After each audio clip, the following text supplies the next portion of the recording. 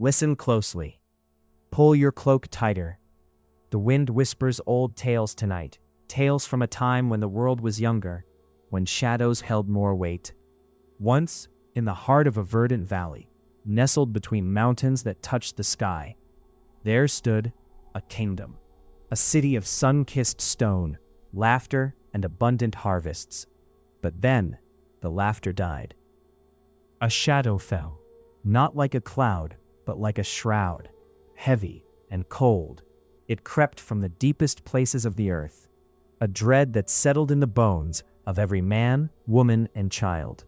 The terror had no name at first, just an absence, an emptiness where hope used to bloom.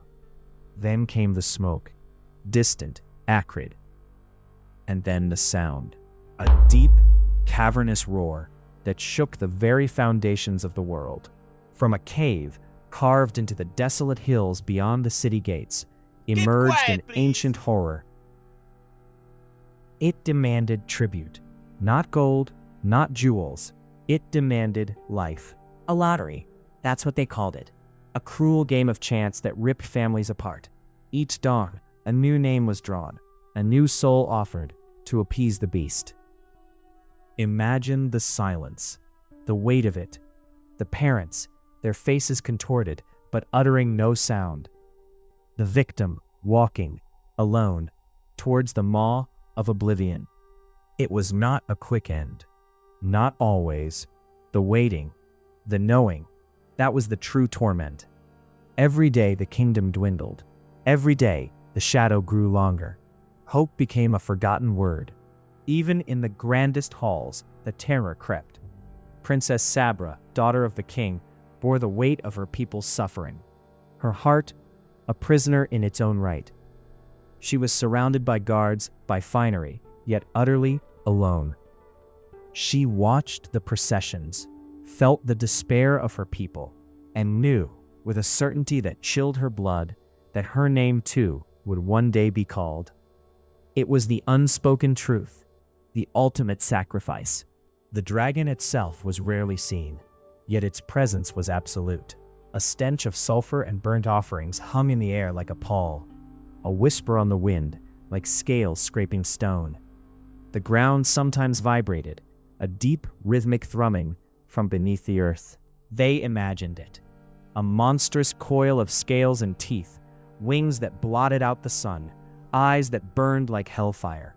And in imagining it, they gave it more power. The true monster was the fear itself. And then, one morning, a stranger appeared, unannounced, unheralded.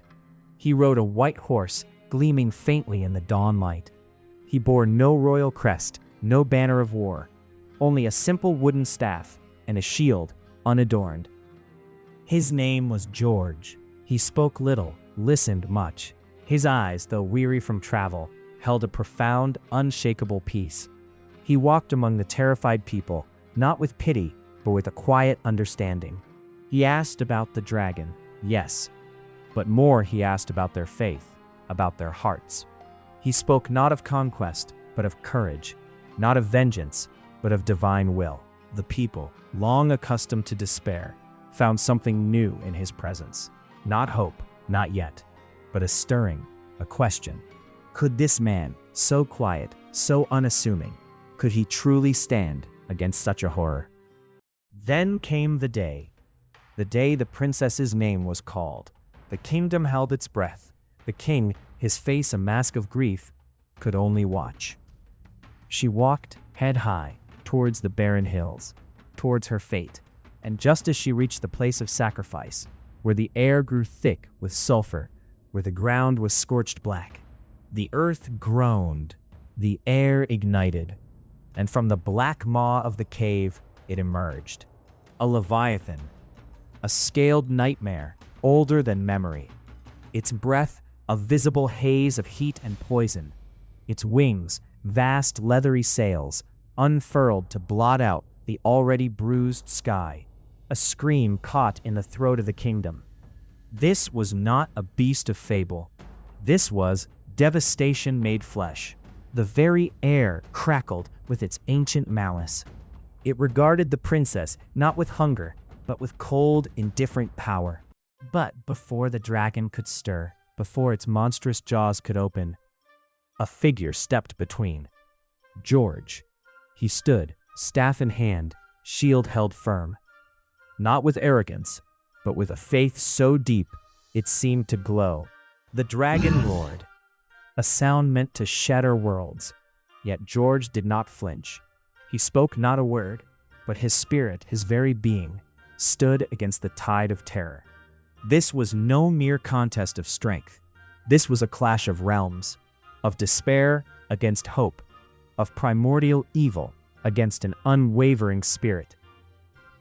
And when the battle was done, when the monstrous scales lay still, a silence descended, deeper than before. But this time, it was a silence of peace, a silence of liberation.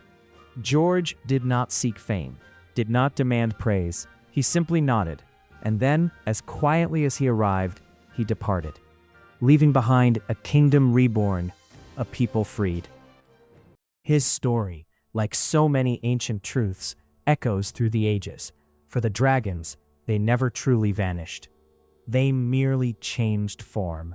The fear that binds us, the doubts that whisper in the dark, the burdens we carry unseen, the despair that tries to swallow our light.